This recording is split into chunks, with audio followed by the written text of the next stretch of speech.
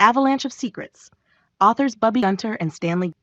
In the chilling embrace of the Alaskan wilderness, a small, vibrant glow emanated from the screen of a sophisticated camera setup.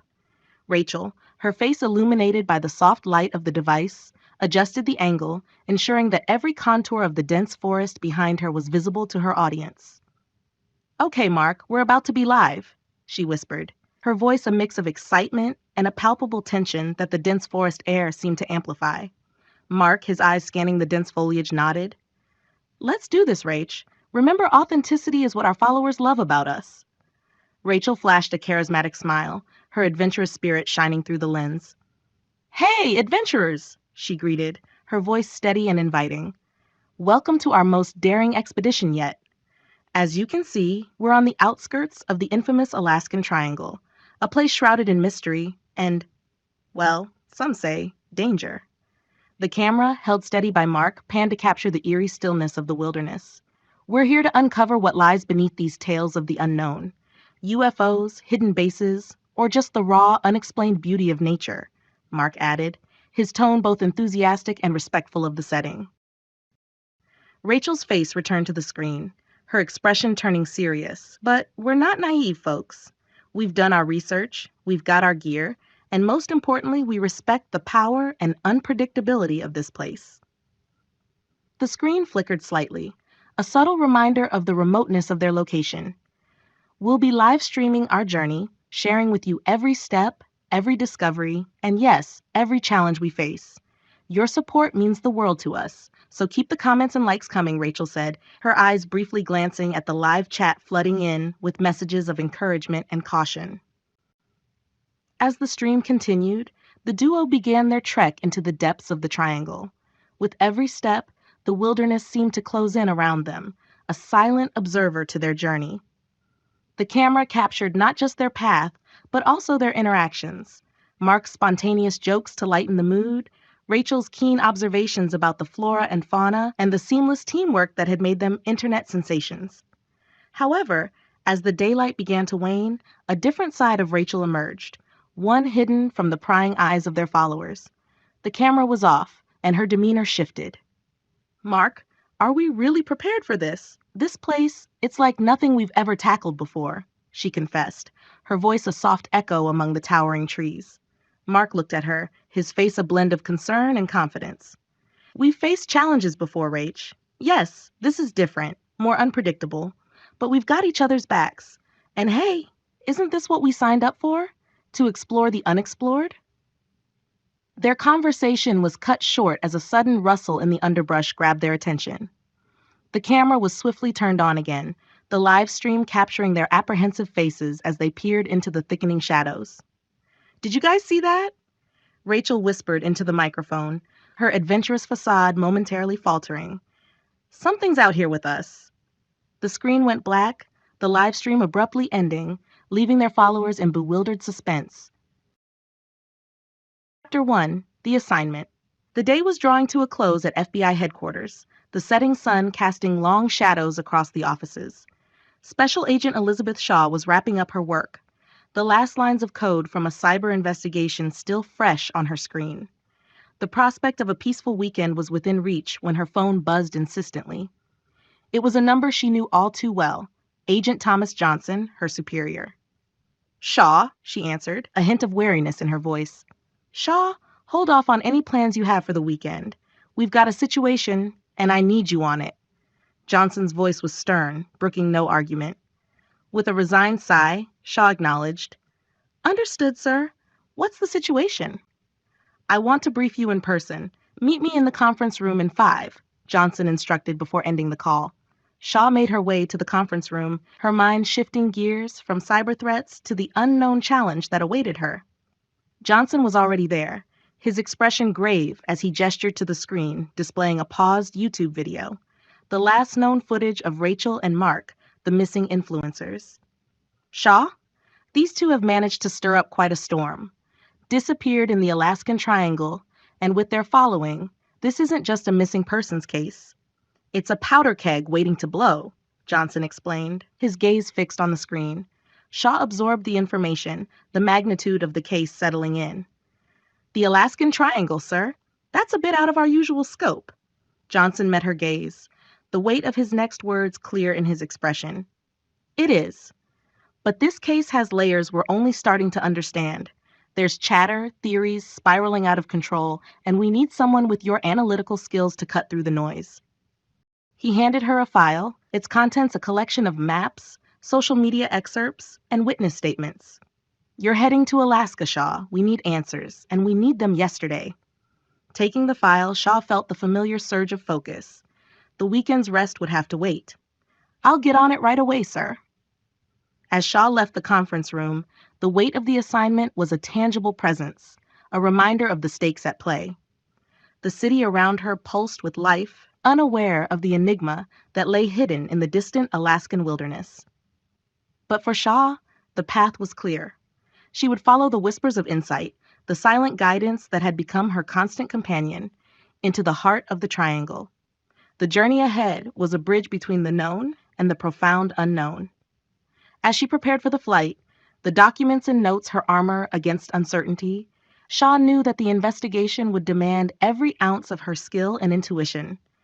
The Alaskan Triangle awaited, a land of shadows and secrets, and she was ready to uncover its hidden truths. The investigation begins. The plane touched down at Anchorage International Airport, and Special Agent Elizabeth Shaw disembarked with a sense of purpose. She could feel the chill in the Alaskan air, a stark contrast to the controlled environment of the FBI headquarters she had left behind. The Alaskan Triangle loomed ahead, a vast and enigmatic wilderness waiting to reveal its secrets. As Shaw walked through the airport terminal, she spotted a familiar face waiting for her. Special Agent Mike Donovan, her partner, leaned against a pillar, his expression composed yet focused. Mike, Shaw greeted him with a nod. Elizabeth, Mike replied with a warm smile. Ready to tackle this mystery? Shaw couldn't help but return the smile. Mike was more than a partner. He was a confidant and a source of unwavering support. Always, Mike, let's get to work. Together, they made their way to a rental car, and as they drove, Shaw began to brief Mike on the case. She shared the details of Rachel and Mark's disappearance, their online presence, and the peculiar references to UFOs, unexplained phenomena, and a hidden facility in the Alaskan Triangle. It's more than just a missing persons case, Shaw explained. There's a complexity to this that we need to unravel. Mike nodded in agreement. I've heard stories of the Triangle. It has always been a place of intrigue. As they neared the hotel, Shaw couldn't help but feel a sense of determination. With Mike by her side, she knew they could navigate the mysteries of the Alaskan wilderness and uncover the truth. The sun dipped below the Alaskan horizon, casting a dim glow over the landscape as they arrived at their hotel. The uncharted territory of the Triangle awaited their exploration, and they were prepared to face whatever secrets it held. Chapter 3: A Restless Night. Special Agent Elizabeth Shaw lay in the dimly lit hotel room, trapped in the clutches of a haunting nightmare. In her sleep, she experienced a disorienting sense of loss and unease, the death of her partner, Mike Donovan. As the scene played out vividly in her mind, she watched helplessly, unable to change the course of events. The nightmare reached its climax, and Shaw jolted awake with a gasp, her heart pounding in her chest. Sweat glistened on her forehead, and her breath came in ragged gasps. The room was shrouded in darkness, and the distant sound of the wilderness outside only heightened her disorientation. With trembling hands, she reached for the glass of water on the nightstand, taking a few deep sips to calm her racing heart. The memory of that tragic day still haunted her, and she couldn't shake the feeling that it was somehow connected to the mysteries of the Alaskan Triangle. The following morning, Shaw met with Mike Donovan at a nearby coffee shop. He couldn't help but raise an eyebrow when he saw her disheveled appearance. "You look like shit," he remarked. Shaw smirked, though fatigue still lingered in her eyes. "Just a bad night." They settled into a corner booth, the aroma of freshly brewed coffee wafting through the air. Shaw recounted her restless night, the sense of unease that had lingered, and the nightmares that had left her feeling disoriented. Mike's expression softened with understanding. "We're stepping into the unknown, Elizabeth. It's bound to play tricks on our minds. But I'm here, and we'll face it together." As they sipped their coffee and discussed the case, The waitress, a weathered woman with a keen ear for conversations, couldn't help but overhear snippets of their discussion. The triangle had always been a subject of intrigue among the locals, and the disappearance of the YouTube influencers had only intensified the rumors and stories that had circulated for years. Unable to contain her curiosity, the waitress approached their table, a knowing glint in her eyes. "You folks sound like you're headed into the triangle," she remarked, her voice carrying a hint of caution. Shaw and Donovan exchanged a glance before Shaw nodded. "That's right. We're here to investigate the disappearance of 2 hikers." The waitress leaned in, her voice lowered to a conspiratorial whisper. "You're entering a realm of mysteries and urban legends, you know. People say there are things out there that defy explanation. Lights in the sky, strange creatures, and voices in the wind." Donovan raised an eyebrow. "You've heard stories, too?" The waitress nodded solemnly. "Folks around here have their beliefs. Some say it's the land itself that's alive, holding ancient secrets. Others think there's a hidden facility, government experiments gone awry. And then there are those who believe in the supernatural, that the triangle is a portal to another world." Shaw and Donovan exchanged another glance, this time with a sense of intrigue. People's beliefs and urban legends added another layer of complexity to their investigation. "Thank you for the information," Shaw said, slipping a small tip onto the table. The waitress smiled, her eyes holding a mix of wisdom and mystery. "Be careful out there. The triangle doesn't give up its secrets easily." With that, she returned to her duties, leaving Shaw and Donovan to ponder the enigmatic landscape they were about to enter.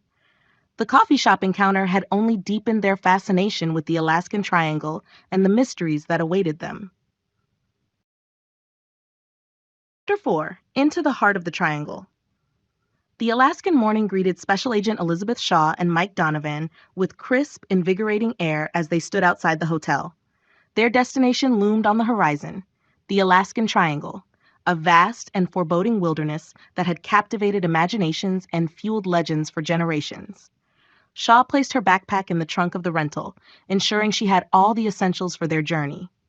Maps, GPS devices, and communication gear were carefully stowed away. She glanced at Mike, her partner and confidant, his expression a mix of anticipation and determination. "We're going to start by retracing Rachel and Mark's footsteps," Donovan said, his voice steady. "Their last known location is deep within the triangle." Mike nodded in agreement. "Let's not forget their YouTube channel. It might hold valuable clues." With a sense of purpose, they climbed into their rental car, the engine roaring to life, as they set off on the winding road that would take them deeper into the Alaskan wilderness. As the miles passed, they couldn't help but feel the eerie atmosphere of the triangle.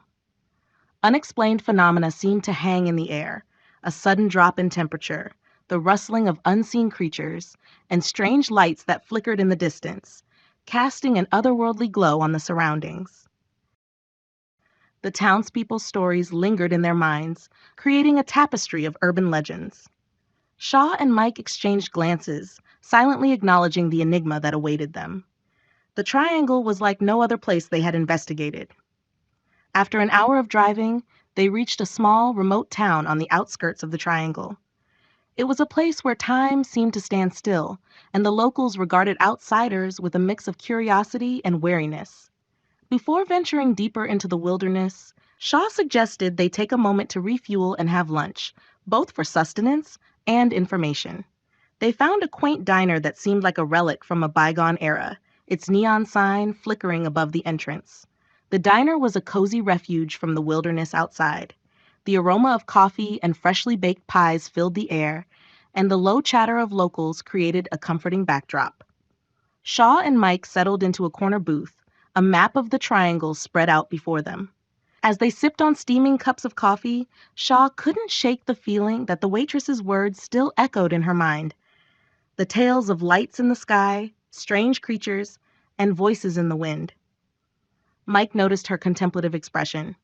"Thinking about what the locals back there said?" Shaw nodded, her gaze distant. "It's hard to ignore the stories. They've been passed down for generations, and there's an element of truth in every legend." Their conversation was hushed, as if the walls of the diner held secrets of their own. Shaw traced her finger along the map, marking the locations where Rachel and Mark had documented their journey. Just as they were about to ask for the check, the waitress, a weathered woman with knowing eyes, approached their table. She couldn't help but overhear their discussion about the Alaskan Triangle. "You folks sound like you're headed into the Triangle," she remarked, her voice carrying a hint of caution. Shaw and Mike exchanged glances, a sense of déjà vu washing over them. Shaw decided to tread carefully. "Yes, we are. We're investigating the disappearance of 2 hikers." Mike carried on the conversation without missing a beat, engaging the waitress in talk about the Triangle's mysteries, as if they had never experienced a similar conversation just hours ago. Shaw sat there in shock, her mind racing at the strange sense of déjà vu that enveloped her. The waitress shared her own encounters with unexplained phenomena, and Mike listened attentively, his demeanor relaxed.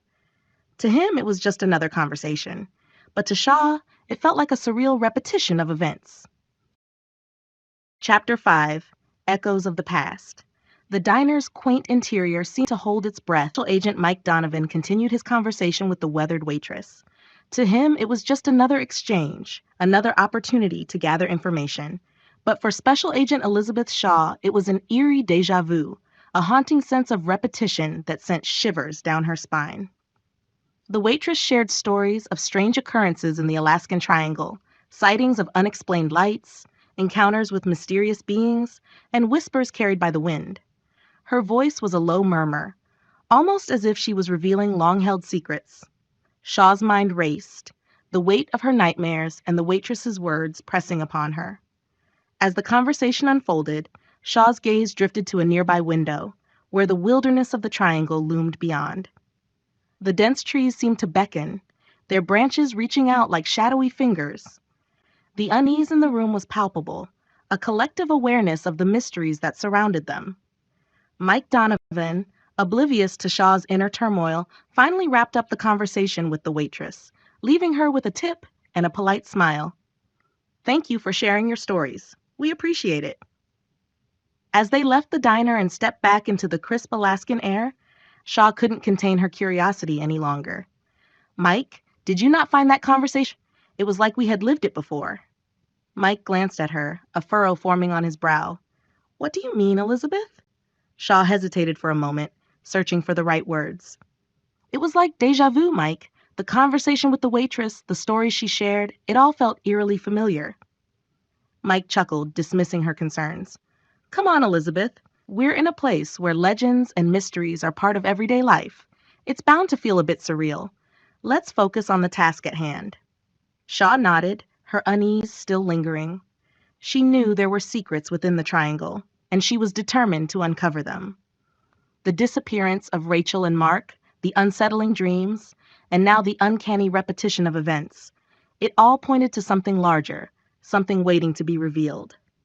They returned to their rental car, and as they continued their journey into the heart of the Alaskan Triangle, Shaw couldn't shake the feeling that they were walking a fine line between reality and the unexplained.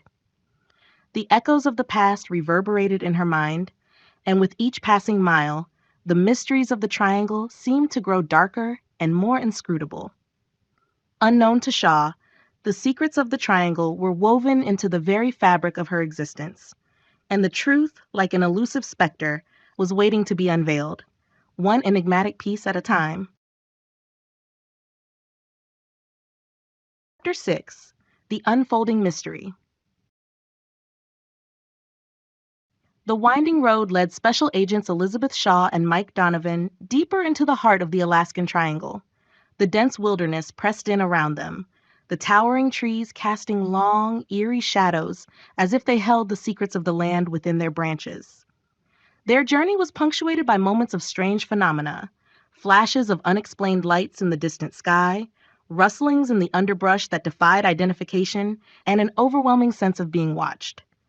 The Triangle lived up to its enigmatic reputation, and with each passing hour, Shaw and Donovan delved deeper into the unknown. Their first destination was the coordinates where Rachel and Mark's last known footage had been recorded. The sun was low in the sky, casting a golden hue over the landscape. The woods were silent, as if holding its breath, and the agents moved cautiously, their senses on high alert. Donovan reached out, parting the dense undergrowth, and Shaw followed him. The remnants of a campsite came into view. Scattered equipment, a flickering campfire, and a sense of abandonment that hung in the air. Shaw knelt down, examining the scattered items. "This is where they were last," she remarked, her voice a hushed whisper. As they meticulously searched the area, they uncovered a few significant items: a partially damaged camera, a torn page from a notebook with cryptic notes, and a recording device with a low battery warning. It was clear that something had disrupted Rachel and Mark's expedition, and the agents were determined to uncover what it was. With the evidence collected, they decided to move deeper into the triangle, following the trail of the missing hikers.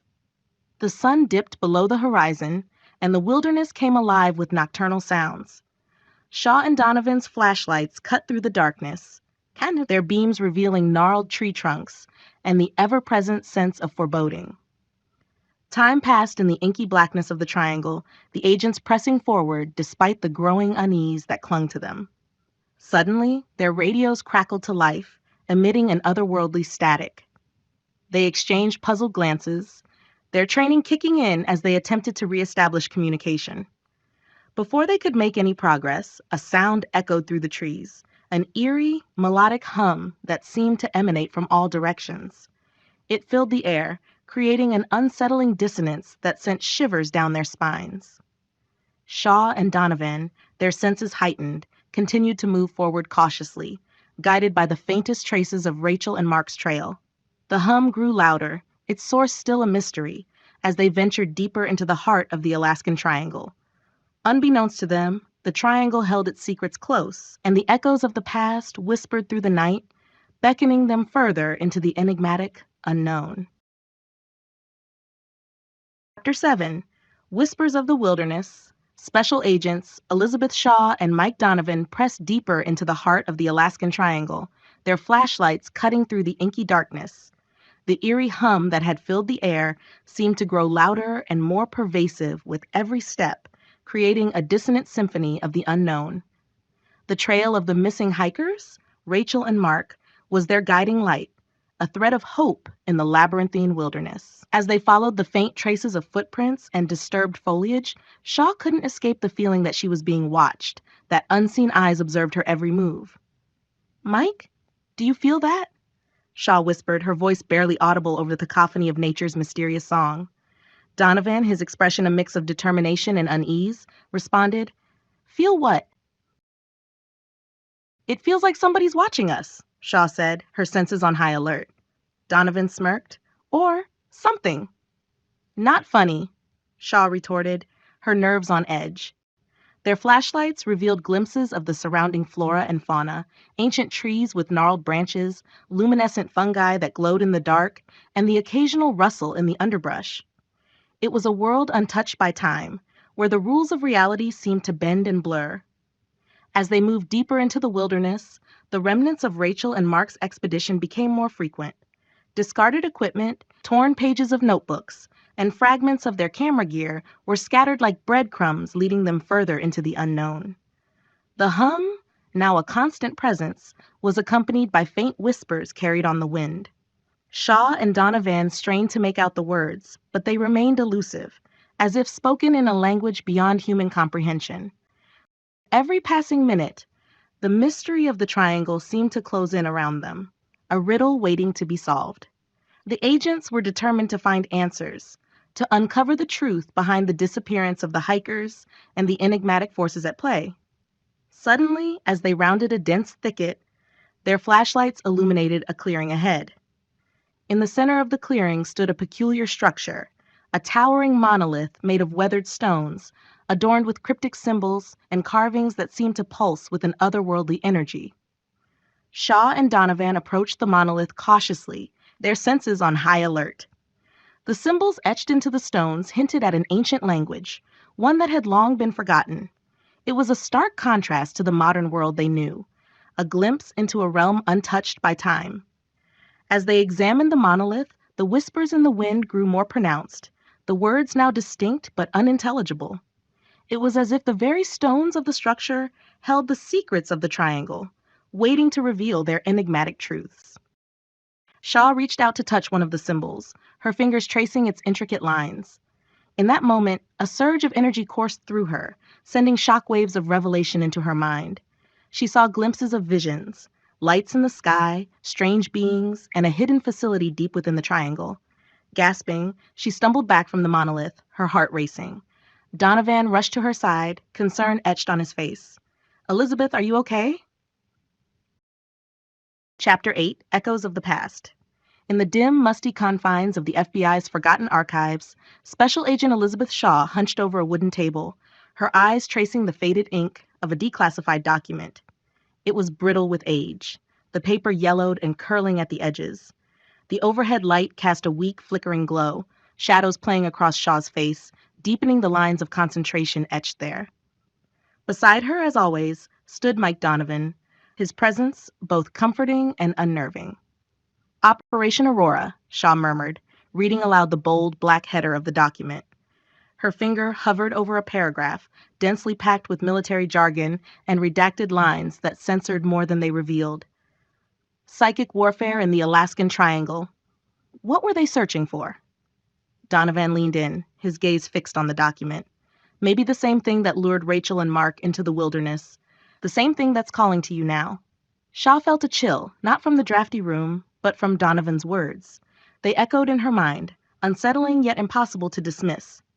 She turned the page, revealing a hand-drawn map marked with coordinates, and a symbol, an intricate spiral intersected by a series of lines. 1962 Alaskan Wilderness. The snow lay thick upon the ground, muffling sound and reflecting the pale moonlight. A lone figure, codenamed the Pathfinder, trudged through the drifts, his breath forming clouds of vapor in the frigid air. In his hand, he clutched a document, the very first mention of Operation Aurora. His mission was shrouded in secrecy, his orders coming directly from the upper echelons of the CIA. As the Pathfinder approached a clearing, the air shimmered unnaturally. He paused, senses on high alert. In his report, he would later describe what he saw only as anomalies incompatible with known natural phenomena. But his eyes told a different story, one of awe and fear, as the very fabric of reality seemed to warp before him. Shaw's eyes flicked from the document to Donovan. The Pathfinder saw something out there, something that defies explanation. And now, decades later, Rachel and Mark stumbled upon the same enigma. Donovan's expression was unreadable, his eyes reflecting a knowledge that seemed both ancient and painfully fresh. "The triangle doesn't give up its secrets easily, Liz. It's a puzzle that's missing half its pieces." A sudden noise from the corridor startled Shaw, snapping the tense atmosphere. She carefully tucked the document into her leather satchel, the symbol burning in her memory. "We need to find out what this symbol means. It's the key to everything." As they left the archive room, Shaw felt the weight of unseen eyes upon her. Unbeknownst to her, a figure cloaked in shadow observed from the darkness, his gaze intense and calculating. The secrets of the Alaskan Triangle were his to guard, and Elizabeth Shaw was getting too close. In the faint light of the corridor, Shaw's determined stride never wavered, but the whispers of the past followed her, murmuring of forgotten conspiracies and echoing the enigmatic words of Mike Donovan. The Alaskan Triangle, a living enigma, breathed its secrets softly, drawing her deeper into its labyrinth. And so with each step, Elizabeth Shaw moved closer to the heart of the mystery, where truth and illusion danced in the shadows, and the echoes of the past awaited their reckoning. Chapter 9. Unraveling the Clues. Special Agents Elizabeth Shaw and Mike Donovan sat in Rachel's office, surrounded by the artifacts of her research. The room was shrouded in an air of unease as they pondered their next steps. Donovan broke the silence, his voice edged with determination. "Okay, Shaw," Donovan began. "What do we know?" Shaw leaned forward, her brow furrowing as she organized her thoughts. "We know that Rachel and Mark were onto something big, something related to Operation Aurora. Rachel believed it was tied to the Alaskan Triangle. She had notes referencing this symbol repeatedly," she said, holding up the sketch in her hand. Donovan nodded, absorbing the information. "And we also know that they were likely being pursued, which is why they vanished without a trace," he added. "That's right," Shaw agreed. and we need to figure out what this symbol means and its connection to Operation Aurora. Donovan leaned back in his chair, his eyes narrowing in thought. Shaw, I want you to go back to the archives and see what you can dig up. Maybe there's something in our past cases or historical records that can help us decipher this symbol. Check their YouTube feed again, he instructed. They had the symbol written in their notebooks. They had to talk about it to their followers. Shaw nodded, understanding. And where are you going? She asked. Donovan's expression turned resolute. To find out what Operation Aurora was. If we're going to understand what Rachel and Mark uncovered, we need to start at the source. With their roles defined and their mission clear, Shaw and Donovan parted ways, each embarking on a separate but parallel journey to uncover the secrets of Operation Aurora. Chapter 10, Secrets of the Past. Special Agent Elizabeth Shaw made her way back to the FBI archives, her steps echoing in the dimly lit corridor. The weight of the symbol and the mysteries of the Alaskan Triangle pressed upon her as she reached the archive room. The familiar scent of old paper and forgotten cases enveloped her, a stark contrast to the enigmatic wilderness she had ventured into. Shaw knew that answers to their investigation might lie hidden in the past, buried within the dusty shelves and aging documents. She approached a row of shelves labeled Classified Cases, Cold War Era, and began her search. The symbol she had seen on Rachel's notes and in the Alaskan wilderness was etched into her mind, a puzzle waiting to be solved. As she meticulously combed through case files and reports, her fingers brushed against the faded cover of a file marked Operation Aurora. Her heart quickened, and she pulled it from the shelf, her hands trembling with anticipation. This was the key, the starting point to unraveling the enigma that had consumed Rachel and Mark. Shaw settled into a corner of the archive room, the dim light casting shadows across the room. She carefully opened the file, revealing a trove of classified documents. The pages were filled with cryptic references, redacted lines, and accounts of covert operations during the Cold War era. It was a labyrinth of secrets, and she was determined to navigate its depths. Minutes turned into hours as Shaw immersed herself in the content of the files. She pieced together a fragmented history of Operation Aurora, an experimental CIA program that delved into psychic phenomena, remote viewing, and the exploration of uncharted territories, including the Alaskan Triangle. The more she read, the clearer the connection between Operation Aurora and the symbol became. It was a mark used by the program's operatives to identify locations of interest, a symbol associated with determining if the person who claimed to be able to remote view was successful or not. Shaw knew that this was just the beginning, that there were more layers to uncover. But what was the connection between an old CIA operation, Operation Aurora, the mysteries of the Triangle, and Rachel and Mark's disappearance? What had they discovered? With the pieces of the puzzle falling into place, Shaw felt a renewed sense of purpose. She had the key to deciphering the symbol, but the true challenge lay ahead, to unravel the secrets of Operation Aurora and uncover the truth about the Alaskan Triangle. As Shaw continued her investigation in the dimly lit archives, she couldn't help but wonder about Donovan's quest to uncover the origins of Operation Aurora. Their paths had diverged, each pursuing a different thread of the mystery, yet their fates remained intertwined in the shadowy depths of the Alaskan wilderness. Chapter 11. The Deciphering. Special Agent Elizabeth Shaw found herself immersed in a sea of documents and historical records within the dimly lit archives. The flickering overhead lights cast eerie shadows on the pages before her as she continued her quest to decipher the mysterious symbol associated with Operation Aurora. Hours turned into days, and Shaw's determination only grew stronger.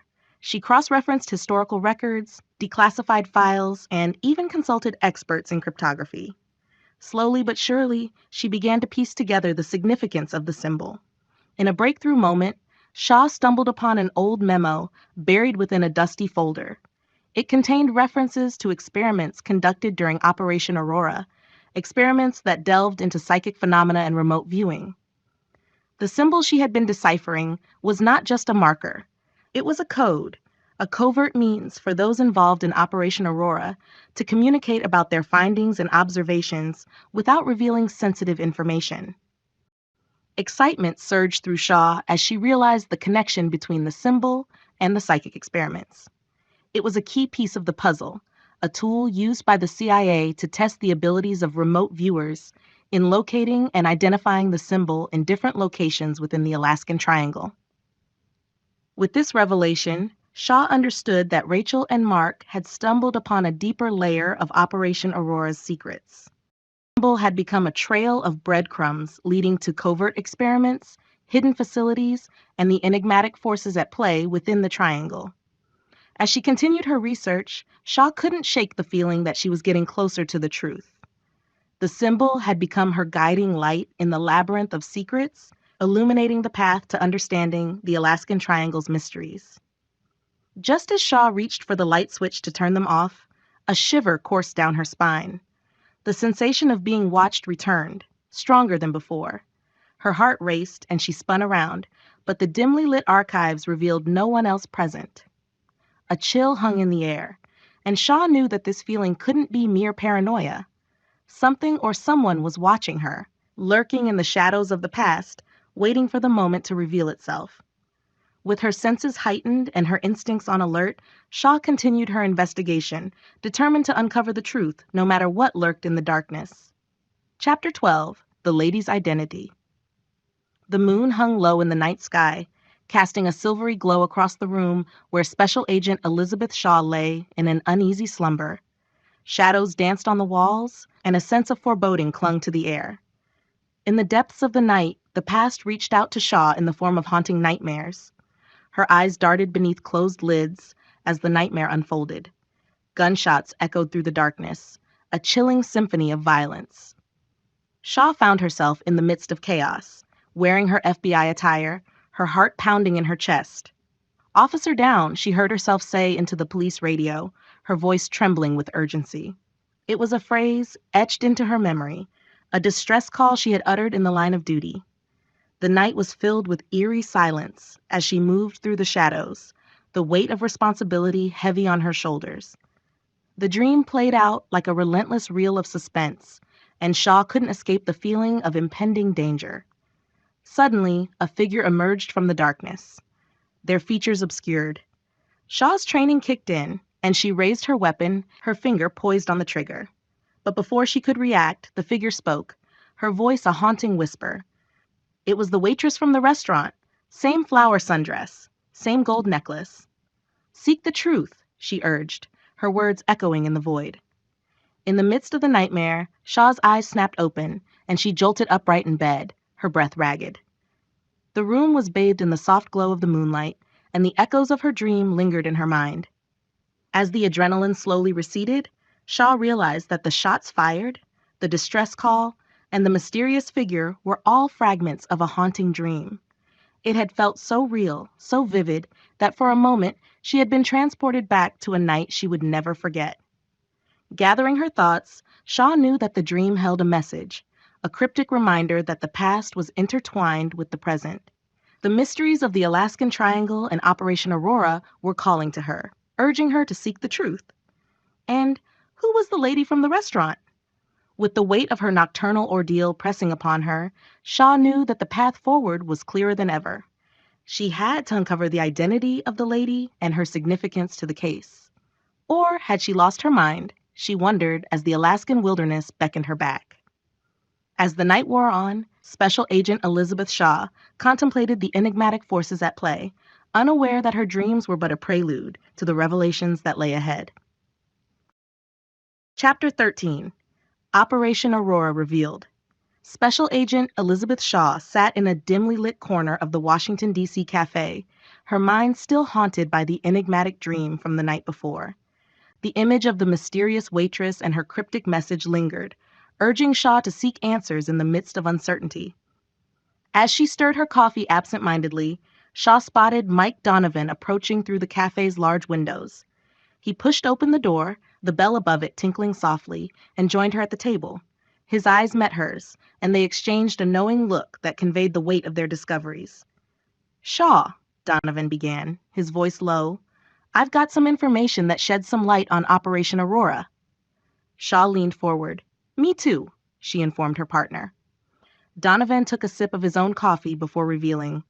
Operation Aurora was a covert CIA program conducted during the Cold War era. It focused on psychic phenomena, something called remote viewing, and the exploration of uncharted territories, including the Alaskan Triangle. Shaw listened intently as Donovan filled her in. Her eyes widened as pieces of the puzzle began to fall into place. So the three symbols we've been deciphering were used by the program's operatives to identify locations of interest. Donovan nodded. Exactly. The CIA, in order to test the remote viewers, placed symbols somewhere around the globe. The remote viewer was supposed to find the symbols and tell the CIA where the location was and what they saw. And, Shaw inquired, one of the symbols was in the Alaskan Triangle? Donovan, with a nod, confirmed. Yes, that's correct. Shaw leaned back, deep in thought. And you mentioned the other two symbols we found in the triangle. Where are they located? Well, Donovan, pausing, then revealed, the second symbol is in the Bermuda Triangle. Chapter 14, Secrets of the Symbols. The mention of the Bermuda Triangle added another layer of intrigue to their investigation. Shaw considered the implications. We need to find out what these three symbols represent and why they were placed in these locations. Donovan agreed, his expression determined, and where the third symbol is located. Their conversation paused briefly as a sense of anticipation hung in the air. Shaw's thoughts drifted passage from the waitress in her dream, the urgency of seek the truth weighing heavily on her mind. It was as if the past and present were converging, urging her to uncover the mysteries hidden within the triangles. As they sipped their coffee, Shaw decided to delve deeper into Operation Aurora. Do we have any information on who the remote viewers were? Donovan leaned in, his voice low. Not yet, but I've got a lead. I'll make some inquiries, and we'll have a meeting set up by the time we reach the Bermuda Triangle. Shaw appreciated Donovan's diligence, and we should investigate the origins of these symbols. They might hold the key to understanding the program's objectives. Donovan nodded. Agreed. We'll start by locating the second symbol, and from there, we'll unravel the mysteries one piece at a time. With their plans solidified and their resolve strengthened, Special Agents Elizabeth Shaw and Mike Donovan prepared to embark on a journey that would take them further into the enigmatic world of Operation Aurora, leaving no stone unturned in their pursuit of the truth. Chapter 15. Enigmatic Encounters. After arriving in Miami, they checked into their hotel rooms, eager to unwind after the long journey. Special Agent Elizabeth Shaw and Mike Donovan, however, couldn't escape the weight of their investigation. As they made their way to a nearby cafe, Donovan held the door as Shaw walked in to grab a bite to eat. Shaw stirred her coffee absent-mindedly, her thoughts consumed by the enigmatic symbols, Operation Aurora, and the remote viewer they were set to meet. The weight of their investigation hung heavily over them, casting a shadow on what should have been a routine meal. Their waitress, a woman in a sundress with a friendly smile, approached their table and poured them more coffee. Sorry, wasn't eavesdropping, but sounds like y'all are heading into the triangle, she commented casually, her words breaking the silence. Donovan, always inquisitive, leaned in to strike up a conversation. Yeah, we are. How did you know? But before he could continue, Shaw's reaction caught him off guard.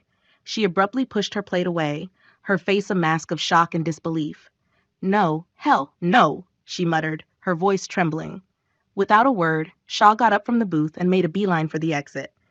Donovan followed her quickly, concern etched on his face. He caught up with her just outside the cafe, where she turned to face him, her eyes filled with a mix of frustration and fear. Enough is enough, Shaw declared, her voice firm.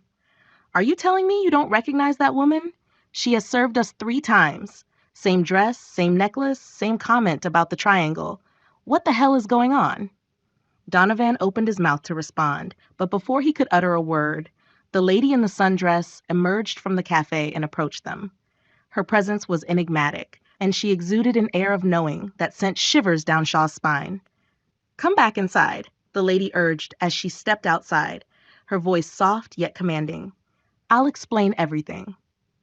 Intrigued and wary, Shaw and Donovan followed the mysterious woman back into the cafe, their questions and uncertainties driving them deeper into the web of mysteries that surrounded the triangles. Chapter 16, A Revelation Looms. As they settled back at their table, the lady began to weave a tale that would shed light on the shadows of the past. Operation Aurora, she began, was the CIA's response to reports of Soviet psychic spies during the Cold War. The ability to gather information remotely, without physical presence, was seen as a way to penetrate state secrets and obtain information on Soviet military facilities and activities. She continued, remote viewers were individuals recruited and trained by the CIA for psychic espionage during the 1970s. They possessed the extraordinary ability to project their consciousness to any location on Earth or beyond. Ingo Swann and Pat Price were two prominent remote viewers, tasked with viewing and gathering information about specific locations, often in the Soviet Union, by using coordinates provided to them. Shaw's mind raced, trying to process the revelations. So, Pat Price made a groundbreaking discovery while remote viewing? The lady nodded, her voice tinged with reverence. Indeed, Pat Price didn't only find the symbols hidden around the world. On one trip, he penetrated the depths of Mount Hayes in Alaska, revealing a hidden base. Shaw couldn't hide her astonishment. But how could such a base remain hidden from the CIA? Shaw couldn't help but interject, her curiosity piqued. Right. How do you hide a base from the CIA? They know everything. The lady's eyes held a knowing glint as she replied, No, darling. They don't know everything. The lady smiled gently, her gaze distant. These symbols were just one piece of the puzzle, connecting 3 triangles and hidden bases even the CIA didn't know existed. With each revelation, the enigma surrounding Operation Aurora grew, and the urgency to seek the truth became even more palpable. Special Agents Elizabeth Shaw and Mike Donovan were now on a path that led them to the heart of a Cold War-era conspiracy, where psychic abilities, hidden bases, and elusive symbols held the keys to understanding the mysteries they sought to unravel. Donovan couldn't contain his curiosity any longer. How do you know so much about all of this? He asked the lady. She smiled gently, a hint of sadness in her eyes. Because Pat Price was my brother. Chapter 17, Unveiling the Enigma. The revelation of the lady's connection to Pat Price hung in the air like a heavy shroud, casting a deeper layer of mystery over their already enigmatic journey. Shaw and Donovan exchanged glances, their curiosity mingling with a sense of trepidation. Excuse me? Donovan asked, his voice laced with doubt. The lady's smile remained gentle, but her eyes held a profound sadness. Because Pat Price was my brother, she confessed. Shaw and Donovan sat in stunned silence, absorbing the weight of this revelation. The personal connection to one of the key figures in Operation Aurora added a layer of complexity to their investigation they hadn't anticipated. Your brother was a remarkable man, Shaw finally spoke, her voice filled with respect. What happened to him? The lady's eyes glistened with unshed tears as she replied, Pat Price's involvement in remote viewing took a toll on him. He uncovered secrets that were meant to remain hidden, and it haunted him. Eventually, he paid a heavy price for his extraordinary gift. Donovan leaned forward, his curiosity unabated. What do you mean? What happened to him? He disappeared, the lady said softly. One day, he simply vanished, leaving behind a trail of unanswered questions. His pursuit of the truth led him to a place from which he never returned. Shaw and Donovan exchanged a knowing look. The pieces of the puzzle were falling into place, revealing a story of sacrifice and secrecy that reached far beyond what they had initially imagined. Pat's discoveries were both a blessing and a curse, the lady continued. He uncovered hidden bases and secrets that even the CIA didn't know existed, but the price he paid was steep. Shaw's determination burned brighter than ever. We have to find out what happened to him and why these symbols are connected to his discoveries. The lady nodded in agreement. I can help you on this journey, but it won't be easy. The shadows of the past are relentless, and there are powerful forces at play. As they left the cafe, their resolve to uncover the truth was stronger than ever. Special Agents Elizabeth Shaw and Mike Donovan, joined by the enigmatic lady, were now on a path that would take them deeper into the heart of Operation Aurora, the triangles, and the mysteries that had eluded the world for decades. The past and present converged, and the revelation of the lady's identity marked the beginning of a new chapter in their quest for the truth, one that held the promise of answers and the looming threat of danger. Chapter 18, Shadows of the Past. The night air was cool as Special Agents Elizabeth Shaw and Mike Donovan stepped out of the cafe and into the quiet streets of Miami. The revelations about remote viewers and the mysteries they had uncovered weighed heavily on their minds. Silence enveloped them as they walked back to their hotel. Each step seemed to echo with the weight of the secrets they had unearthed. Shaw couldn't help but voice her thoughts. "Mike," she began, her voice low, "did you ever think that maybe we're not alone in this? That someone might be watching us?" Donovan glanced at her, his expression a mix of amusement and contemplation. "You mean like someone's been remote viewing us?" Shaw nodded, her eyes scanning the surroundings. "Yes, it's like we're being observed, monitored, but I can't quite put my finger on it." Donovan chuckled, his laughter breaking the tension. "Come on, Liz. You're not buying into that remote viewing stuff, are you? It's all just speculation and conspiracy theories." Shaw couldn't help but smile at his skepticism.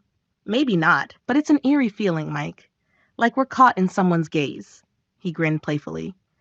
"Well, if someone is watching us, they're in for a thrilling show. Our lives are anything but boring."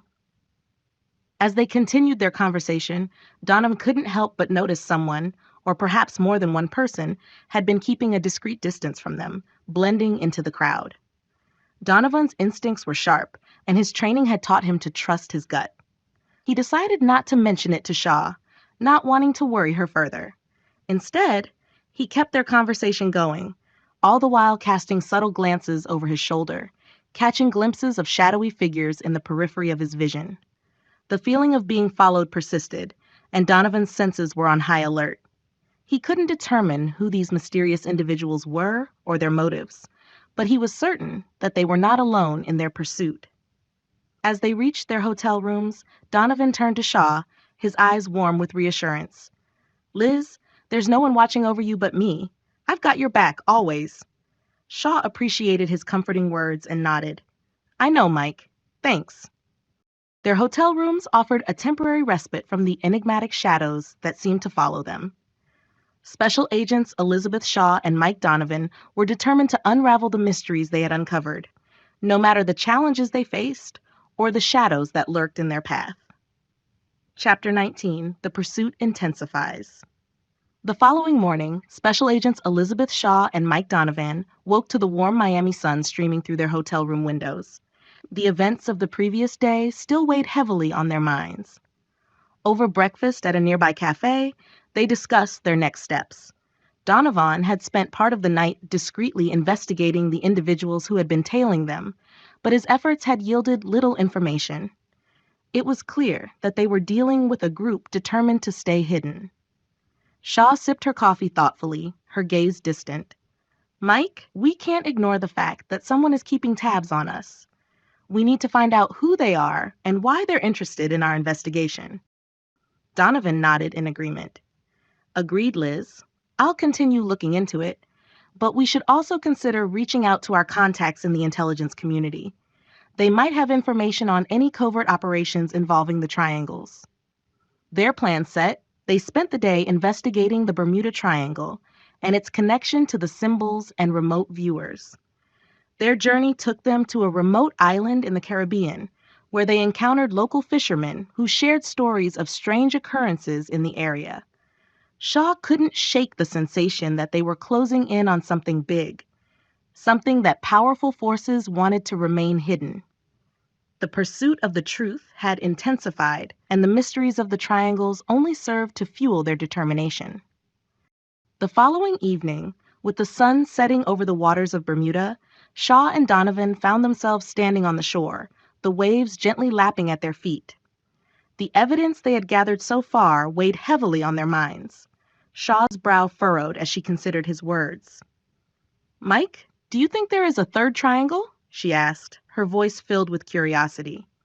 Shrugging, Donovan turned to her, his eyes steady. "Well, up till a few days ago, I had only heard of the Bermuda Triangle.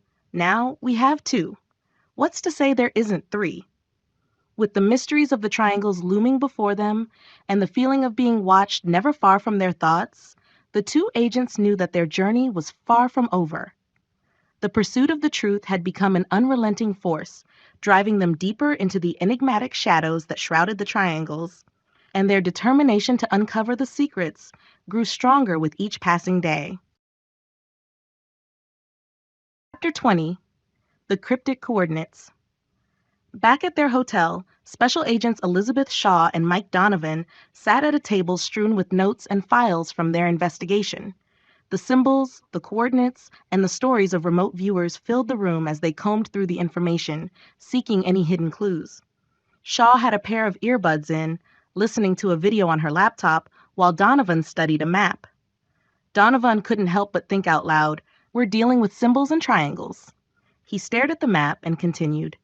3 different symbols, 3 different remote viewers with a crazy story about an underground bunker, underground base, 3 triangles, 3 bases, but for who? Just as he was lost in thought, Shaw jumped up, her eyes wide with excitement. She explained that she had someone from FBI headquarters grant her access to the 2 missing YouTubers' private channel videos. Her voice filled with enthusiasm as she shared her discovery with Donovan. They talked about a 3rd triangle and mentioned that if you draw straight lines using the coordinates of the Alaska and Bermuda symbols, you might get the coordinates to the 3rd symbol, Shaw exclaimed. Donovan's eyes lit up with realization. "That's incredible, Liz. It's a breakthrough we needed." With a newfound lead and renewed determination, Shaw and Donovan were ready to follow the cryptic coordinates and continue their extraordinary journey. The pursuit of the truth had intensified, and they were on the brink of uncovering the enigmatic mysteries of the triangles. Chapter 21. Destination Azores. Special Agents. Elizabeth Shaw and Mike Donovan delved deep into their brainstorming session, exploring the idea of drawing lines from known points to potentially locate the 3rd triangle and symbol. Donovan leaned over the table, his eyes focused on the map before them. "Liz, if we draw lines from the Alaskan Triangle and the Bermuda Triangle to intersect somewhere in the world, we could have a potential location for the 3rd triangle." Shaw nodded, her gaze fixed on the map. "Agreed. And if we reverse the direction of those lines, we might find another point of intersection." Donovan tapped his finger on the map, tracing the lines they had discussed. "So, we have 2 possibilities, either the tip of Africa or the Azores Islands." The weight of their discovery hung in the air as they considered their options. "How do we decide which one to investigate first?" Donovan grinned, taking the coin from her hand. "Let's leave it to chance. Heads, we head to the tip of Africa. Tails, we go to the Azores Islands." He flipped the coin, and it spun through the air. It hung there before finally landing on the table. Donovan revealed the result with a smile. "Looks like we're going to the Azores." Chapter 22. Echoes in the Triangle. The chill of the Azores air bit at Elizabeth Shaw's skin as she stepped off the plane, the rugged beauty of the islands unfolding before her like a scene from an old explorer's tale. Beside her, Mike Donovan carried the same stoic expression he always did when they were on the brink of something big. But this time, it was different. This time, the air was thick with the weight of the unknown. Eduardo "Eddie" Rodriguez was waiting for them, his silhouette rough against the setting sun. His reputation as a former intelligence agent with insights into some of the most secretive operations in the world had preceded him, but Shaw remained cautious. Allies in their line of work were a rare commodity. "Eduardo Rodriguez," he introduced himself, extending a firm handshake that spoke of strength and resolve. "I've been expecting you, Agent Shaw." "Nice to meet you. Mike has told me a lot about you," Shaw replied, her eyes scanning the horizon, never quite settling. Eddie's eyebrow arched slightly, a subtle indication of his surprise. "Really? Well, we should be heading to the cabin." His voice carried an urgency that didn't need further explanation. The Jeep ride to Eddie's cabin was a journey through a landscape that seemed almost surreal in its beauty, yet every rock and tree appeared to be laden with secrets, whispering tales of the unexplained. Once inside the cabin, Eddie laid out the situation without any preamble. "The stakes are higher than you can imagine," Eddie began, his eyes locked with Shaw's. "This isn't just about the disappearance of a couple of influencers in the Alaskan Triangle. It's bigger, much bigger. We're dealing with forces that conventional understanding, forces that are not of this world." Shaw and Donovan exchanged a glance. They were no strangers to the unexplainable, but Eddie's words seemed to cut through the fog of uncertainty that had clouded their mission. Just like in the communities around the other two triangles, experienced strange shit. The locals here have seen things too. Unmarked aircraft making landings in the dead of night, strange lights dancing across the sky, sounds that seem to come from nowhere, Eddie continued, his hands splayed across the maps and documents strewn on the table. And there's more. People who get too close to the truth tend to disappear. As the gravity of Eddie's words settled in the room, Shaw felt the familiar surge of adrenaline. This was why they were here, not just to solve a case, but to peel back the layers of a mystery that had haunted humanity for ages. Just then, Eddie's encrypted phone buzzed, a message that made his usual composed demeanor falter. He read it, then met Shaw and Donovan's gaze with a seriousness that sent a chill down Shaw's spine. "It's time," he said, his voice barely above a whisper. "There's a place we need to visit tonight. It holds the key to everything we've been discussing. But I must warn you, what we find there could change everything." The sun had long set, casting its last glimmers of light over the rugged terrain of the Azores.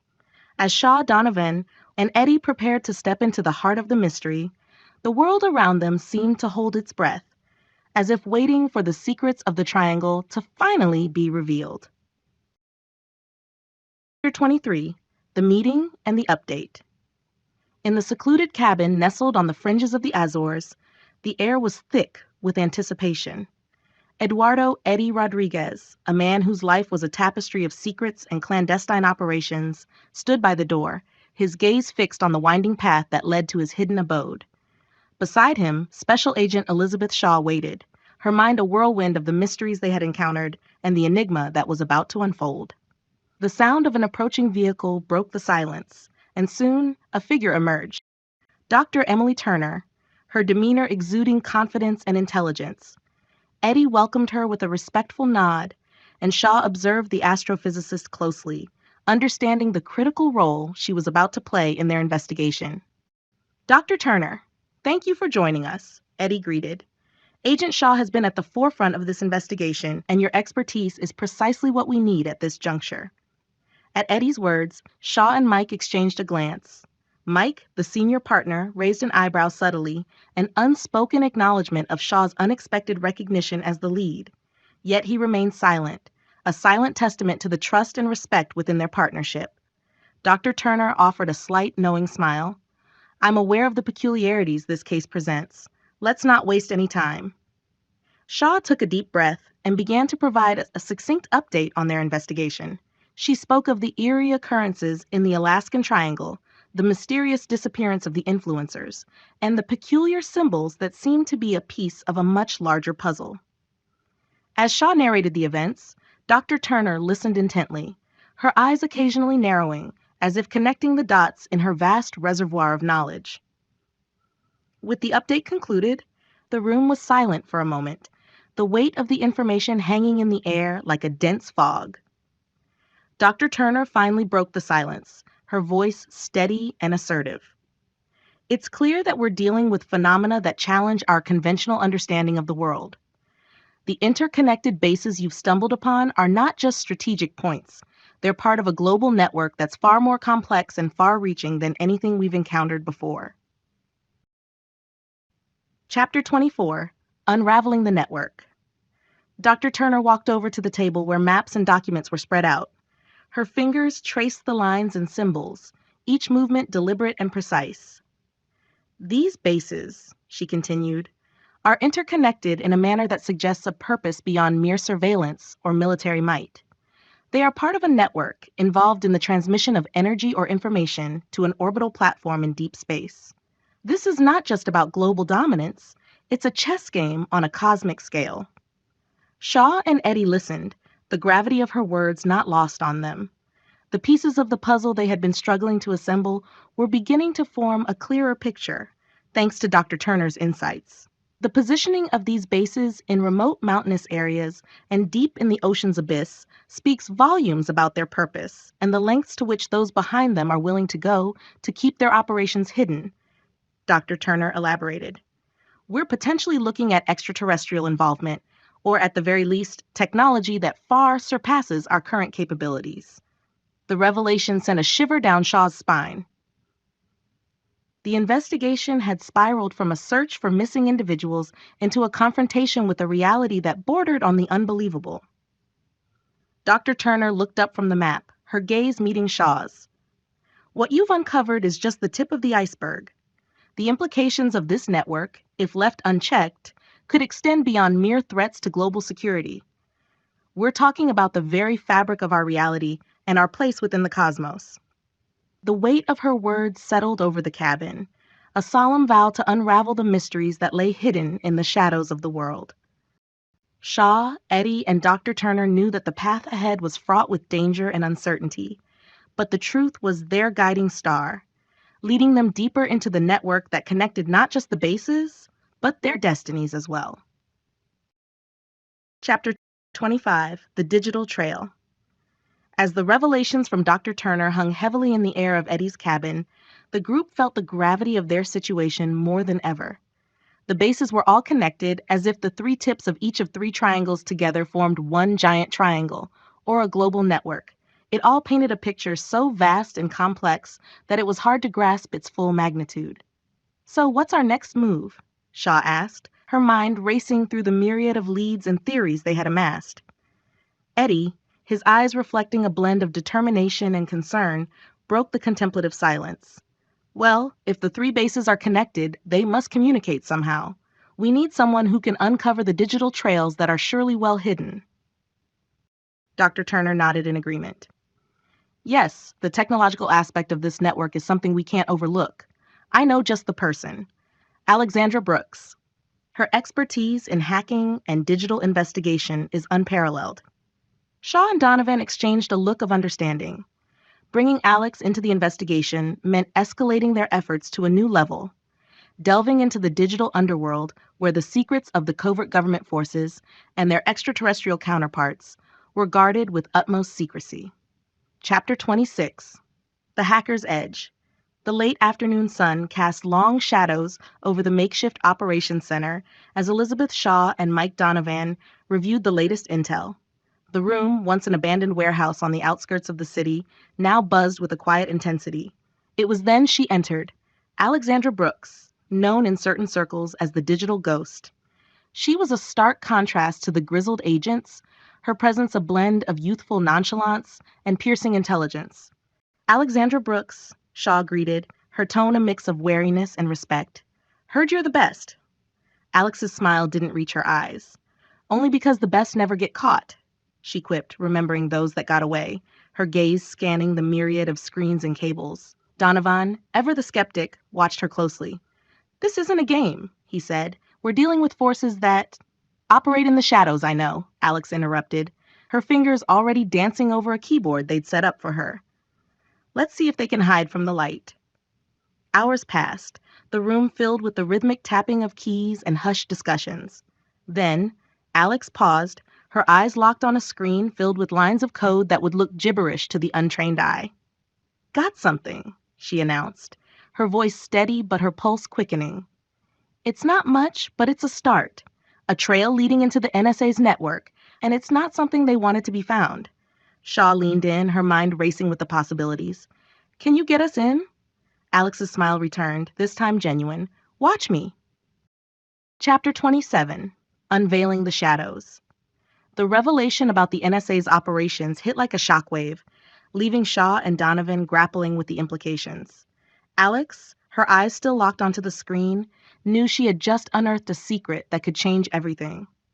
Donovan, who had always been the rock in the storm, the one who kept cool when the world was losing its head, stood up and walked over to. He studied the lines of code that Alex had uncovered, his mind racing through scenarios, strategies, and potential fallout. "This changes the game," Donovan finally said, his voice steady but betraying a hint of the turmoil beneath. "We're not just up against some rogue agency. This is the NSA, Shaw." Shaw, her thoughts mirroring Donovan's, knew what had to be done, but the path forward was fraught with danger and uncertainty. "Okay," she responded. "What do we do now, then?" "We use the enemy of my enemy is my friend route," he said, his voice a mix of determination and unease. "And there's only one place we can go, the CIA." Shaw turned, her gaze meeting Donovan's, a wry smile playing on her lips. "The enemy of my enemy is my friend, huh?" he said, the old adage taking on new meaning in the dim light of the operations center. "But can we trust them?" she inquired. "Do you have a choice is the question," Donovan spat back. Chapter 28. The Alliance in Action. The room was silent, except for the ticking of an old clock on the wall, marking time as if counting down to something inevitable. Shaw, Donovan, and Alex sat on one side of the table, their CIA counterparts on the other. The air was heavy with a mix of skepticism and the faintest hint of hope. Shaw cleared her throat, breaking the silence. "We're not here to play politics or point fingers," she began, her voice firm. "The stakes are too high. So let's put all our cards on the table. We believe the NSA has overstepped its bounds, and it's time to bring their actions into the light."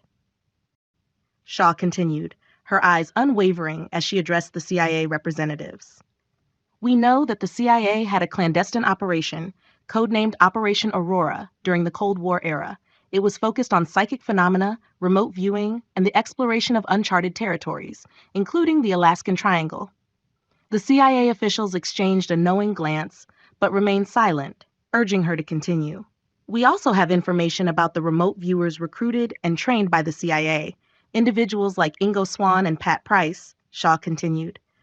"They possessed the extraordinary ability to project their consciousness to any location on Earth or beyond, and they played a pivotal role in uncovering hidden bases and secrets." Alex chimed in, her voice firm.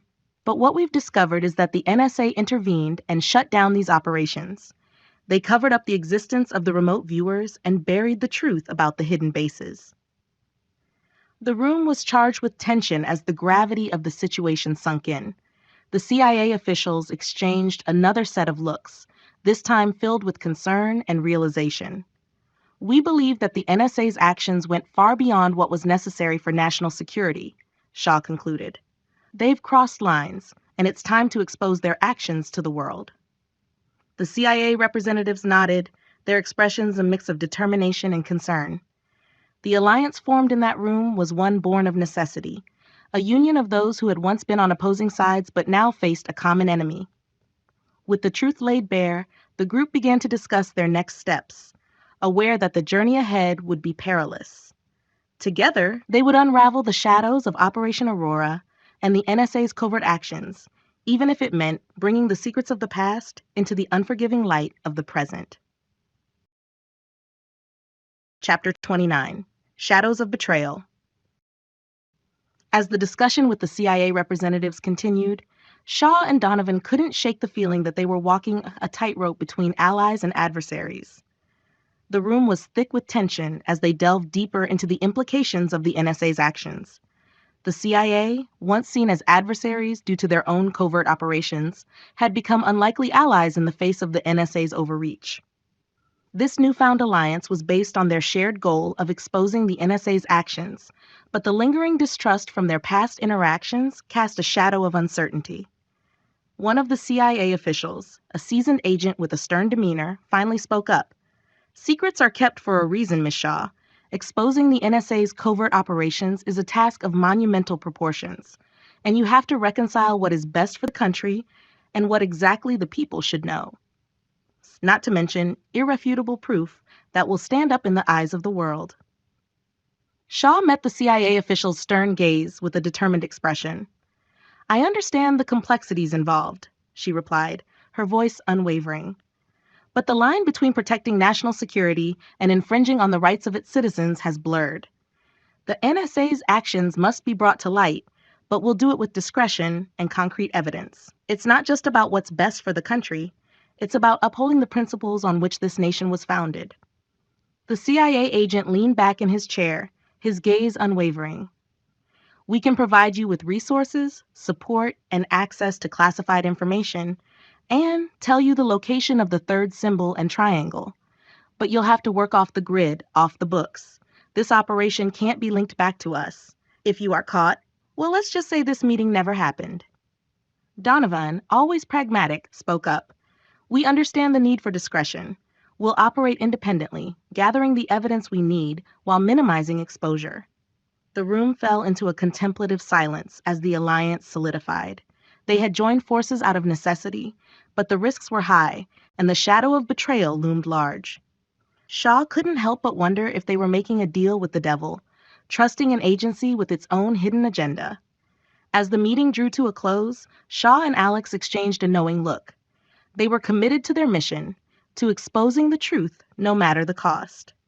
But in the world of espionage and secrecy, trust was a rare and fragile commodity, and they knew that the shadows of betrayal could come from unexpected quarters.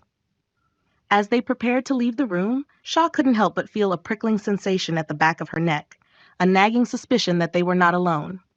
The room's dimly lit corners seemed to hold secrets of their own, and the weight of unseen eyes bore down on her. Chapter 30: Eyes Behind the Shadows. Deep within the heart of the NSA's labyrinthine headquarters, a secret chamber existed, concealed from prying eyes and known only to a select few. It was a place where classified operations of the highest secrecy were orchestrated, and where the shadowy figures of power pulled the strings. On a table in the center of the room lay the remote viewer, connected to a complex array of wires and electrodes. His name was Agent Mitchell, one of the NSA's most gifted remote viewers, and he had been chosen for a critical mission, to spy on those who threatened to expose the agency's darkest secrets. Agent Mitchell's eyes were closed, and his body lay perfectly still. His consciousness had been projected into the meeting between Shaw, Donovan, and the CIA. He heard their voices, saw their faces, and transmitted their every word and movement back to the NSA operatives in the secret chamber. Little did Shaw and her team suspect that their every move was being observed, and that the remote viewer was the silent harbinger of the NSA's determination to protect its enigmatic secrets. As they delved deeper into their mission, the forces of espionage and deception were closing in, and the true nature of the shadows behind the NSA's actions was about to be unveiled. Chapter 31: The Hidden Triangle. The night air was thick with anticipation as Special Agent Elizabeth Shaw stood in the dimly lit alleyway, shrouded in shadows. The USB she held in her hand was a key to unlocking one of the deepest mysteries that had plagued her for months, the enigmatic Third Triangle. Donovan, her loyal partner, stood beside her, his eyes reflecting the determination that mirrored her own. Together they had faced countless challenges, but this was a journey unlike any other. The last one together. The USB, a gift from the CIA, held the coordinates and details that would lead them to their final mission, the Azores Triangle. As they prepared to embark on this perilous journey, Shaw couldn't help but feel a mixture of excitement and trepidation. The stakes were higher than ever, and the shadows of deceit loomed large. With a determined resolve, they pocketed the USB and set off into the night, guided by a relentless pursuit of the truth. Their path was fraught with danger, and the revelation that awaited them in the Hidden Triangle was bound to change everything. But Shaw and Donovan were ready, driven by a sense of duty and an unwavering commitment to bring the NSA's actions into the light, no matter the cost. With each step, they moved closer to the heart of the mystery, where secrets were buried deep and the shadows held their darkest truths. The journey to the Hidden Triangle had begun, and Shaw and Donovan were determined to uncover the mysteries that had eluded them for far too long. Together, they ventured into the night, two agents bound by loyalty and a shared quest for the truth. Chapter 32: The Unseen Secrets of the Azores Triangle. In the dim light of a moonless night, Special Agent Elizabeth Shaw and her steadfast partner Donovan drew nearer to their destination, the elusive Azores Triangle. As they approached the remote island, an undeniable sense of intrigue surrounded them, as if the very air crackled with the mysteries awaiting discovery. Legends and whispered tales spoke of inexplicable phenomena that defied rational explanation. Disappearances, strange happenings, and eerie encounters were woven into the lore of the Azores Triangle. Yet what set this place apart was the steadfast determination of the NSA to keep its secrets shrouded in darkness. Years of vigilant watch had ensured that the mysteries of the Azores Triangle remained known to only a select few. While the world had heard of missing planes and ships in the Bermuda Triangle, and the Alaskan Triangle had its own share of perplexing events, the Azores Triangle held something so significant that the NSA considered it a secret too dangerous to expose. The island itself seemed to pulse with a hidden energy, as if it held the key to a truth so profound it could reshape everything they knew. In the shroud of night, with the weight of the unknown pressing upon them, Shaw and Donovan pressed forward, their hearts pounding in anticipation. However, as they ventured deeper into the heart of the island, the true nature of the secrets it held remained a tantalizing and perilous mystery. Chapter 33, The Mysterious Island. The sun hung low in the sky as Shaw and Donovan disembarked from the small boat that had carried them to the shores of the Azores Island. Their surroundings were a lush green paradise, a stark contrast to the mysteries that awaited them within the island's depths. The air was thick with an otherworldly tranquility, a deceptive calm that masked the secrets of the Azores Triangle. As they stepped onto the sandy beach, a sense of unease settled upon them. The island exuded an enigmatic aura, an almost tangible presence that whispered tales of ancient legends and hidden wonders. Shaw couldn't help but recall the warning she had received about the Azores Triangle, a place where secrets were better left buried. "We need to split up," Donovan finally said, his voice low. "I'll take the eastern side of the island, and you head west. We'll meet back here by sunset." Shaw nodded in agreement, though a sense of apprehension gnawed at her. The island's lush foliage seemed to conceal countless secrets, and the idea of venturing into its depths alone filled her with a mix of excitement and dread. As they parted ways, Shaw couldn't shake the feeling that they were treading on hallowed ground, where the natural world intersected with something far more elusive. She made her way through the dense vegetation, guided only by the coordinates on the USB. Each step took her deeper into the heart of the island, where ancient mysteries whispered in the rustling leaves and the songs of unseen birds. The sun began its descent toward the horizon. Shaw checked her watch and realized that it was nearly time for her meeting with the CIA agent.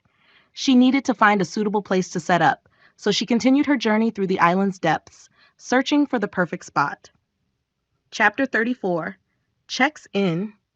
As the sun dipped below the horizon, casting long shadows across the tranquil beach, Shaw arrived at the quaint hotel nestled amidst the lush greenery of the Azores Island. It was a charming yet eerie place, its rustic charm clashing with the enigmatic secrets that shrouded the island.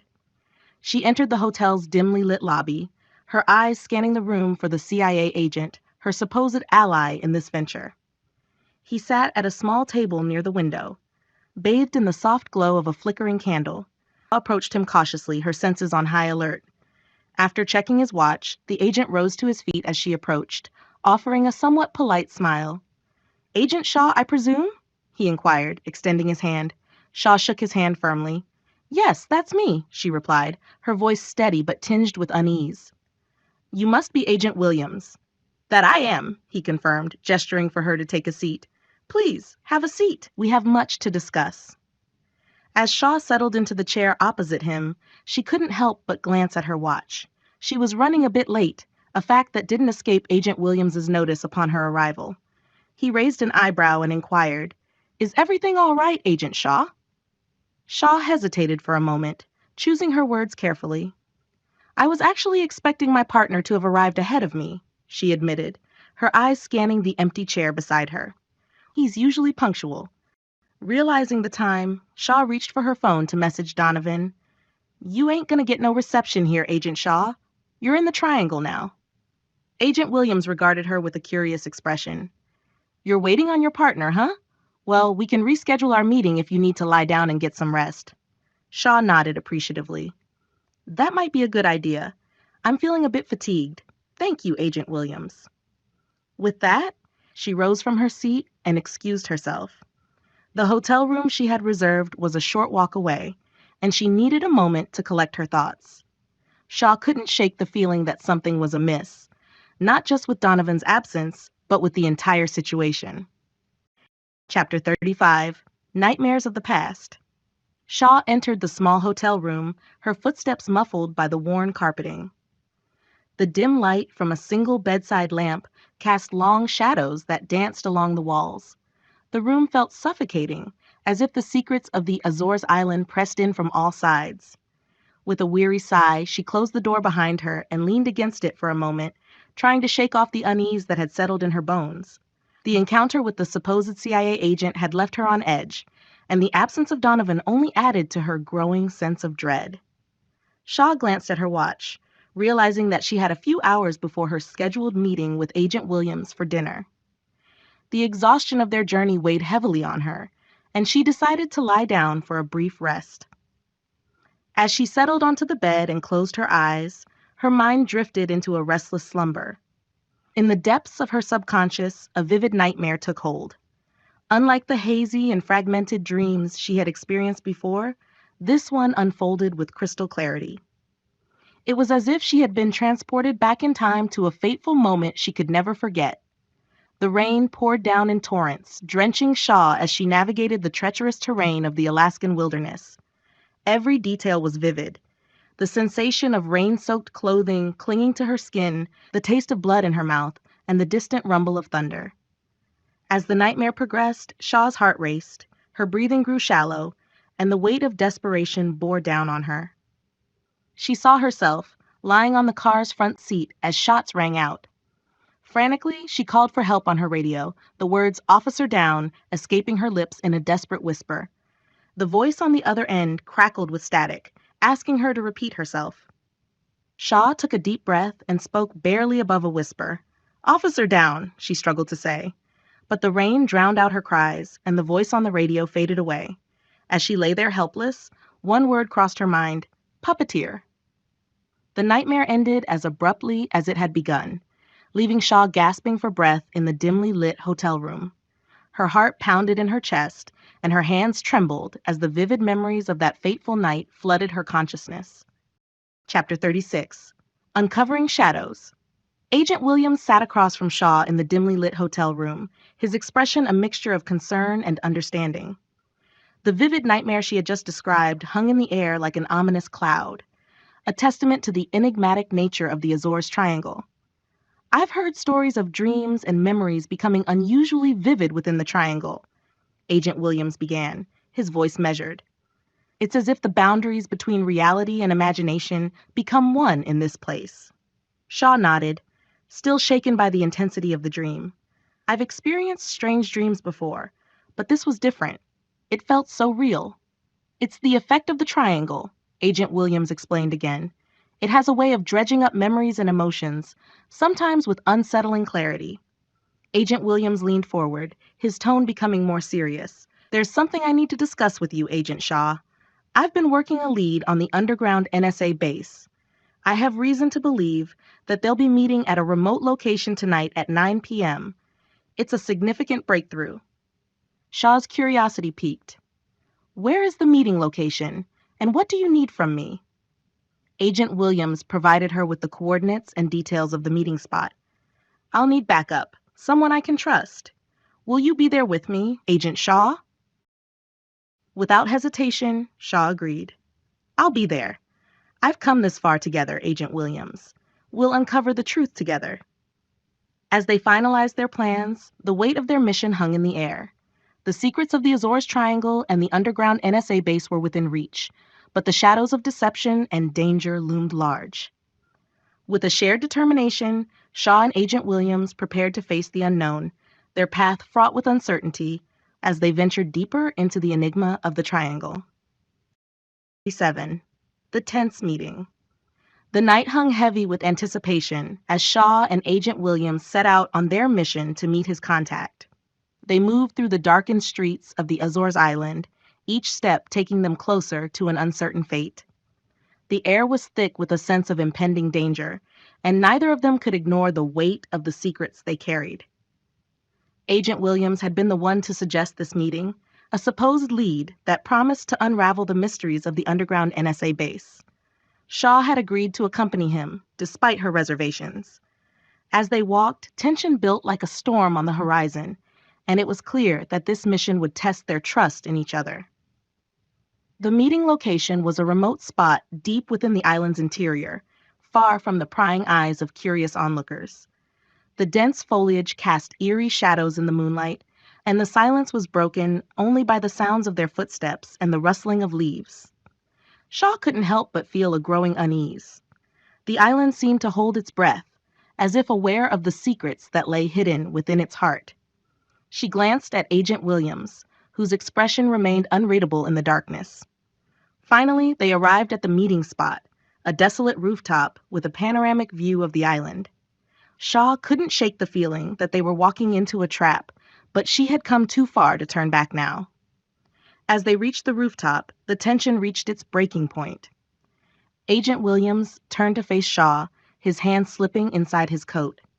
The glint of metal caught the moonlight as he pulled out a gun, pointing it directly at her.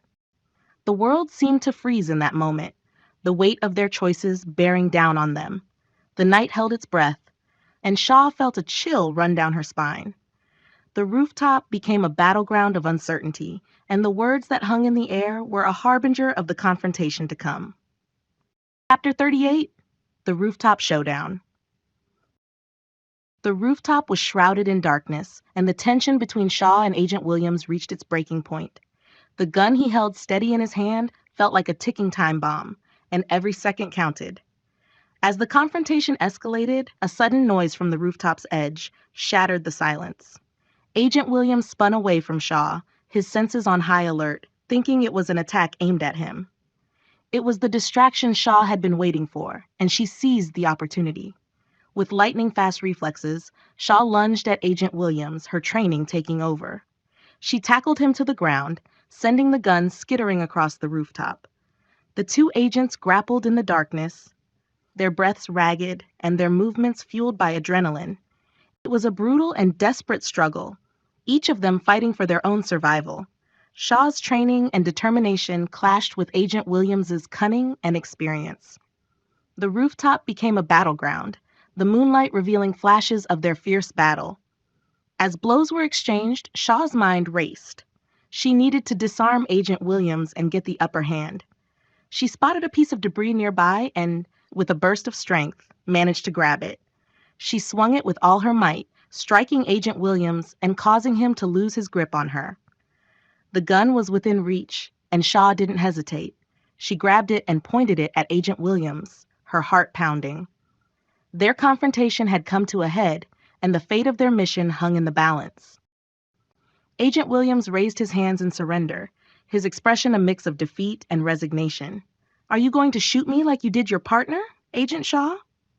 His words cut through the tension like a knife, and just like that, the flood of memories came rushing back.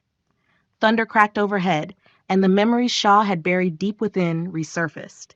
She remembered the chase, the pursuit of the international assassin known as the Puppeteer. It was a mission that had gone horribly wrong, leading to the tragic incident that had haunted her. In the midst of their pursuit, Shaw and her partner Donovan had been separated.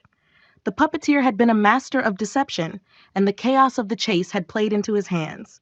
It had been a split-second decision, a moment of confusion and desperation that had led to the unthinkable. Shaw's finger had squeezed the trigger, and the gunshot had shattered the night. The bullet had found its mark, hitting Donovan.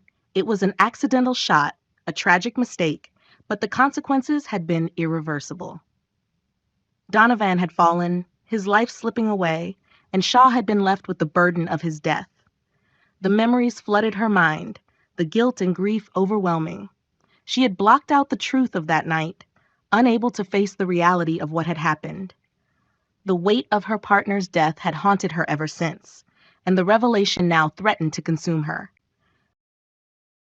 That would reshape the narrative, a revelation that would force Shaw to confront the darkest chapter of her past. The truth was out, and it had the power to change everything. Chapter 39, Revelations. The rooftop standoff had come to a tense and unexpected pause. Shaw's grip on the gun wavered as the memories of that fateful night resurfaced with overwhelming force. Agent Williams, still on the ground, watched her closely, his expression a mix of concern and curiosity. Shaw's mind raced, struggling to come to terms with the truth she had long buried.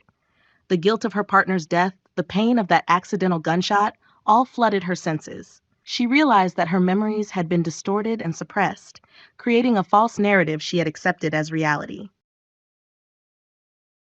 Agent Williams, still with his hands raised in surrender, spoke softly. Agent Shaw, it wasn't your fault. It was a chaotic situation, and accidents happen in the field. Tears welled up in Shaw's eyes as the weight of her suppressed memories lifted. She finally understood the full truth of what had transpired. Donovan's death had been a tragic accident, not one of her doing, but her guilt had driven her to believe otherwise. Agent Williams continued, his voice filled with empathy. The puppeteer was responsible for the chaos that night. He manipulated us, played us against each other. You have to let go of the guilt, Agent Shaw. It's time to face the truth. Shaw's trembling hand lowered the gun slightly, and she took a step back, her emotions in turmoil. Confused, she asked, The puppeteer? You're the puppeteer, aren't you? The puppeteer.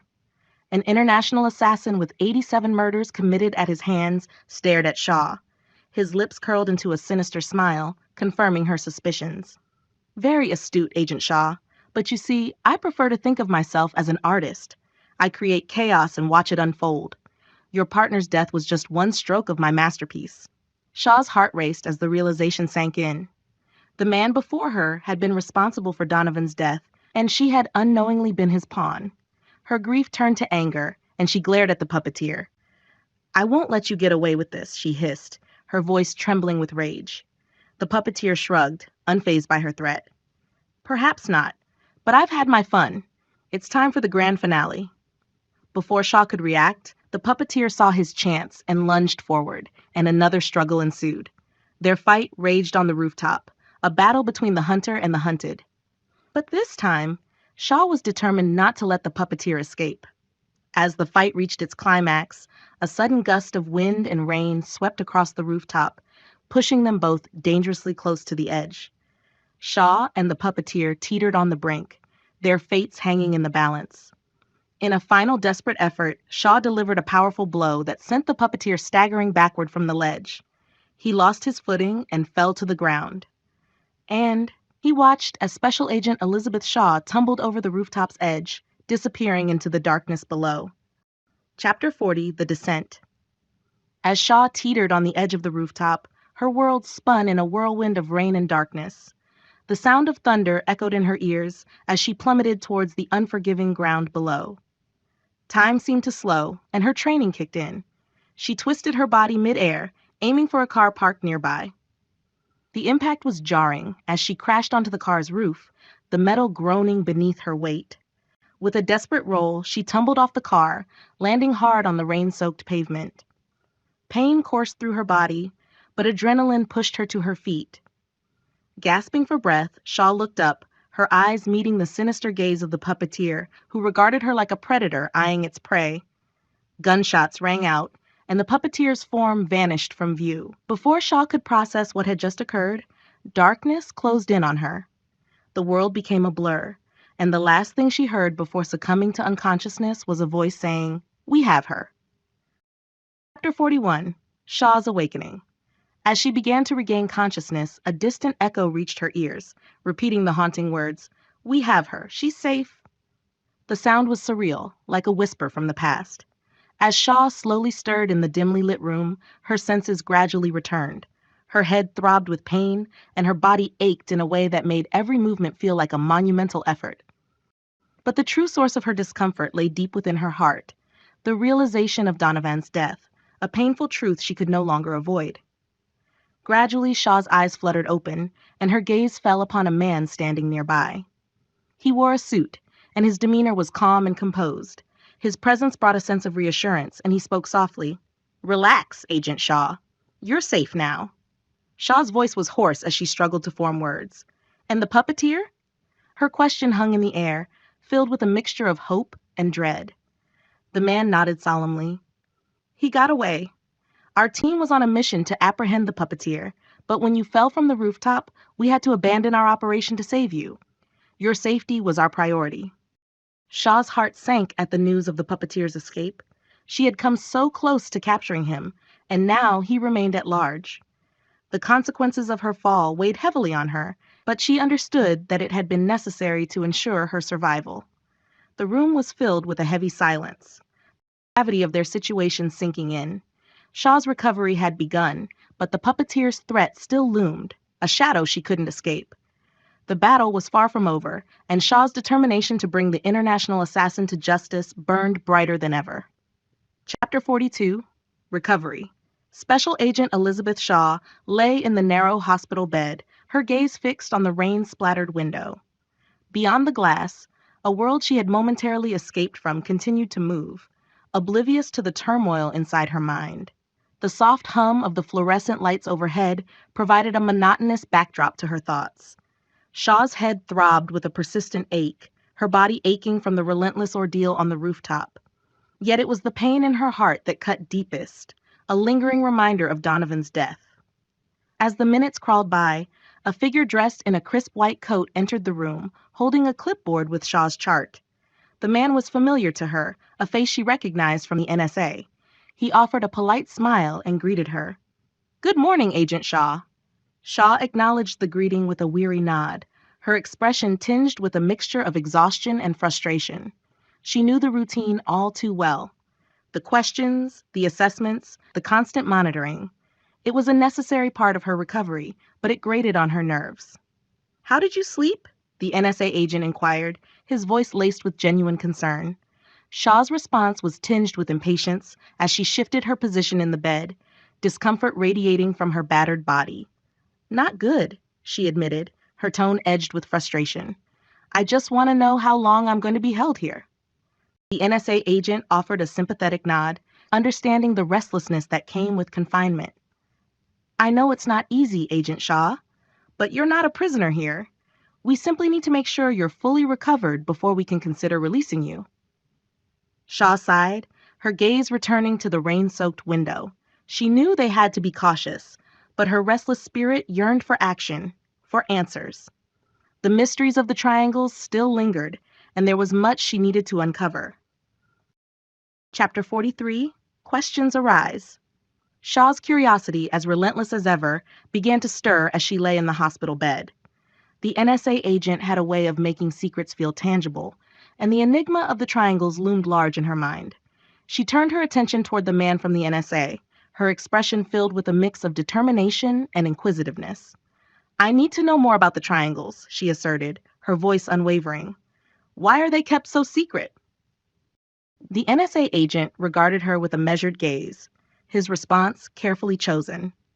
"Some things are better left a secret, Miss Shaw," he replied cryptically. "And if you can't understand that, then you can't work for us."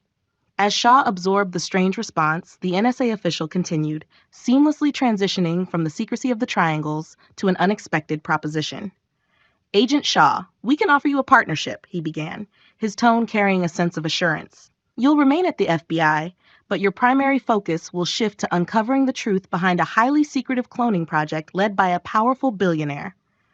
This project has significant implications." "What kind of implications?" Shaw asked. "Well, let's just say both ethically and potentially in connection to the church. And we believe your skills and experience are invaluable for this investigation," the NSA agent informed her. Shaw's mind raced as she absorbed the gravity of the situation. A billionaire, a cloning project, and a potential link to the church?